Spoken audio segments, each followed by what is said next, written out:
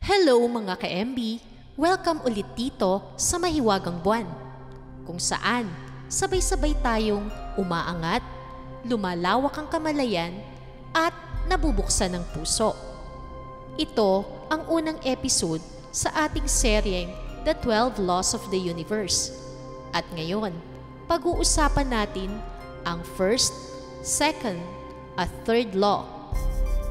Ito ay ang the law of divine oneness, the law of vibrations, at the law of correspondence. By the way, mayroon na po akong nagawa dati tungkol sa 12 universal law at pwede nyo rin itong balikan para mas maging malinaw sa inyo ang bawat batas nito. Dito sa ating 3-part episode, hihimayin naman natin itong mabuti para mas maramdaman nyo pa dahil napakahalagang malaman nyo ito sa ating buhay ngayon. Nasa ibaba ng description box ang link. Salamat po! So, ready na ba kayo? Tara! Sa ating mundo, ang lahat ng buhay ay patuloy lang sa paglalakbay. Iba't ibang karanasan man ang ating tinatahak, may hatid na aral sa ating tumatatak. Nagpapalago at nagpapaunlad ng ating spiritualidad. Tayo na't gumising sa kawalan. Tuklasin ang mahiwagang buwan.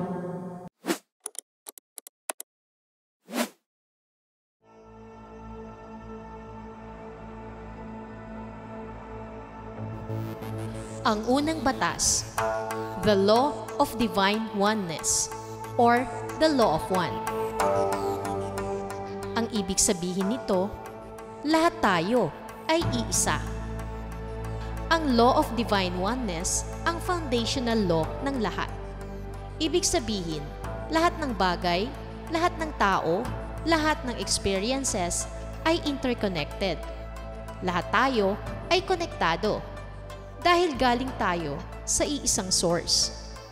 O kung anumang tawag mo rito, Diyos, Universe, Creator, Spirit, or Higher Source. Kahit magkakaiba tayo ng anyo, background, o paniniwala, lahat tayo ay expressions ng isang higher consciousness. Parang katawan, iba't ibang parte, pero iisang organism. Kung may masakit sa isang bahagi, maaapektuhan ang kabuuan. Napansin mo na ba, kapag may ginawa kang kabutihan sa iba, kahit maliit lang, like pagngiti o pagtulong, parang gumagaan din ang pakiramdam mo? O kapag may taong galit, minsan pati ikaw nai-stress din. That's the law of oneness in action. Lahat tayo ay nagkakaapektuhan. Isipin mo rin ang social media. Isang post lang, pwedeng mag-inspire o makasakit ng libu-libong tao. Bakit? Dahil interconnected tayo. Emotionally, mentally, at energetically. Ngayon, isipin natin ang tanong na ito. Saang parte ng buhay ko, nakakalimutan kong konektado ako sa iba? Halimbawa, sa family ba? Sa mga taong hindi mo ka-vibes? Sa sarili mong mga iniisip? Isasuggest ko sa iyo na isulat mo sa journal mo ang sagot. Walang tama o mali. Ang importante ay pagiging totoo sa sarili. Ang law of divine oneness ay paalala na kung paano tayo mag-isip, magsalita at kumilos ay may epekto, hindi lang sa atin, kundi sa buong mundo. Kaya kapag pinili mong magpatawad, magmahal o maging compassionate, makakatulong ka sa collective healing. Pero tandaan, hindi ito tungkol sa pagiging perfect. Ito ay tungkol sa pagiging conscious. Awareness muna bago action. Kapag aware ka na konektado ang lahat, mas magiging mapanuri ka sa energy na ibinibigay mo. Paano nating maisasabuhay ang Law of Divine Oneness? Tips: magsimula sa sarili. Be kind to yourself. Lahat ng healing ay nagsisimula sa loob. Practice empathy. Subukan mong ilagay ang sarili mo sa kalagayan ng iba bago mag-react. Choose intentional energy. Bago ka magsalita o mag-post online, tanungin mo, makakatulong ba ito sa kabuuan? Remember, anuman ang ibibigay mo sa mundo, ibinibigay mo rin sa sarili mo. Kasi you are not separate. You are part of the whole. Affirmation: I am one with all that is. My thoughts, feelings, and actions ripple out into the universe with love.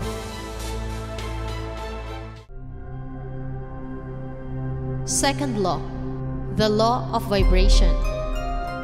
Lahat ng bagay ay may vibes.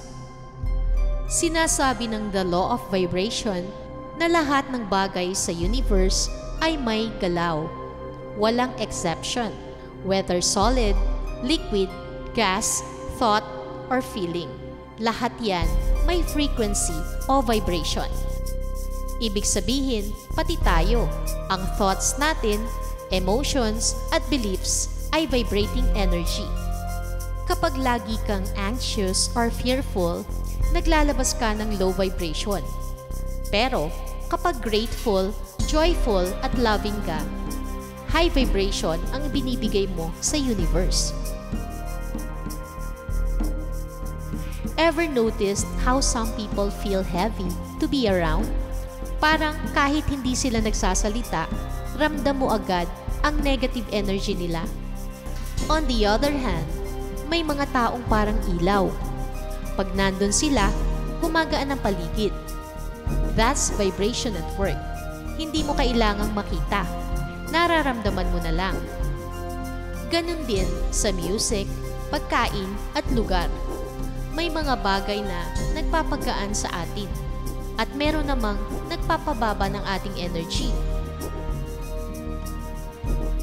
Ngayong alam mo na may vibration ng lahat, tanungin natin ang sarili natin. Ano ang vibration ng mga thoughts at feelings ko nitong nakaraang araw? Sobrang powerful nito kasi awareness ang unang hakbang sa pagbabago. Pwede mong isulat sa journal mo ang 3 dominant emotions mo this week. High vibes ba ito o low vibes? Anong patterns ang napapansin mo?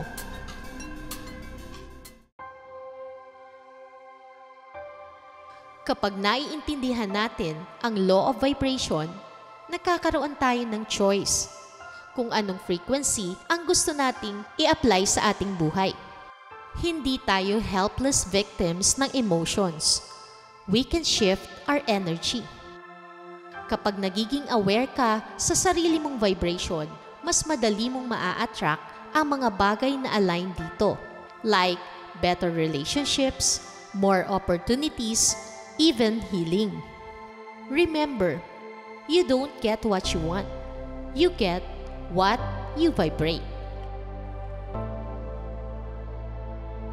Paano naman natin practically maya-apply ang law of vibration? Tips: gisingin ang katawan. Sayaw, stretching, o kahit simpleng walk, movement equals energy shift. Ganito ang power ng music. Play high-frequency songs like 432 Hz or 528 Hz. Mag-practice ng pagpapasalamat palagi or gratitude. Araw-araw, maglista ng 3 bagay na nagpapasaya sa'yo. Observe your self-talk. Anong sinasabi mo sa sarili mo? Uplifting ba o draining? Wala namang perfect vibes all the time. Pero ang mahalaga, may choice tayo to shift. Lagi mong itanong sa sarili, Ano ang isang bagay na pwede kong gawin ngayon para itaas ang vibration ko? I align myself with the vibration of love, peace, and joy. Third law, the law of correspondence. As within, so without. As above, so below. Ang law of correspondence ay nagsasabi na ang panlabas nating realidad ay refleksyon ng ating inner world. Ang ating thoughts, emotions, beliefs, at subconscious patterns. Kung may chaos sa labas, baka may confusion o gulo rin sa loob. Kung may harmony sa labas, baka tahimik at kalmado ang puso mo. Hindi ibig sabihin na kasalanan natin ang lahat ng nangyayari sa paligid. Pero sinasabi ng law na may relasyon ito sa state of consciousness natin. Kapag lagi kang natatakot na magbigay ng trust sa ibang tao, maaaring mapansin mong maraming taong hindi trustworthy ang dumarating sa buhay mo. Pero pag binago mo ang paniniwala mo sa sarili mo at sa mundo, nag-iiba rin ang klaseng tao at experience na lalapit sa iyo. Isa pang halimbawa, kung naguguluhan ka sa career mo, baka may inner conflict ka. Di mo pa talaga alam kung anong gusto mo. Pero pag naging malinaw na sa loob, dahan-dahan ding lumilinaw ang daan mo sa labas. Ngayon, tanungin natin ang sarili natin. Aling parte ng buhay ko ngayon ang mukhang magulo, paulit-ulit, or stuck? At ano kaya ang nasa loob ko na posibleng pinanggagalingan nito? Maaaring belief o paniniwala, emotional wound o sakit ng loob, trauma o resistance. Hindi natin dapat i-judge ang pakiramdam na ito. Awareness lang muna. Pwede mong ilagay ito sa journal mo pagkatapos ng video natin.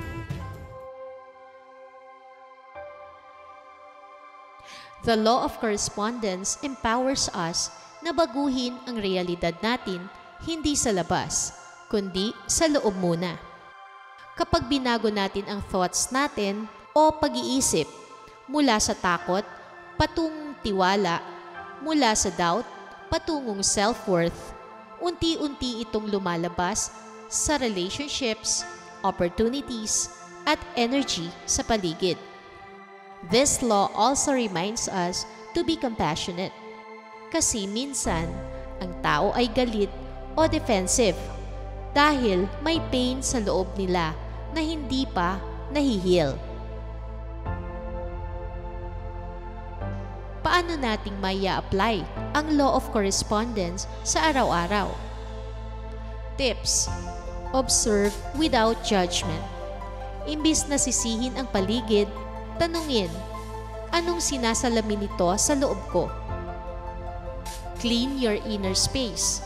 Gamitin ang journaling, meditation, o self-inquiry para ma-process ang laman ng isip at puso.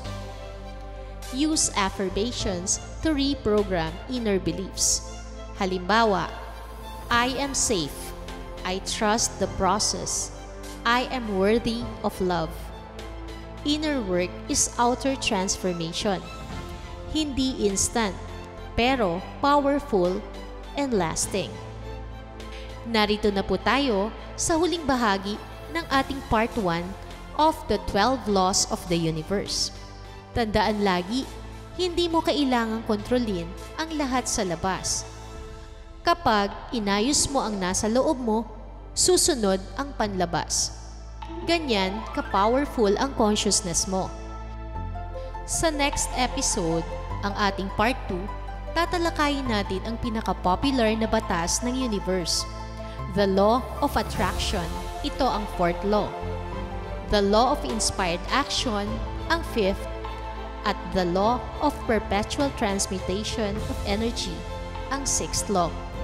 Pero bago yun, sagutin muna ang reflection natin today. Ano ang isang pattern sa buhay ko na maaaring reflection ng aking panloob na estado? Affirmation. As I heal and align within, my outside world transforms with grace. So, yun na lamang po muna. Peace, love, and light. Thanks for watching.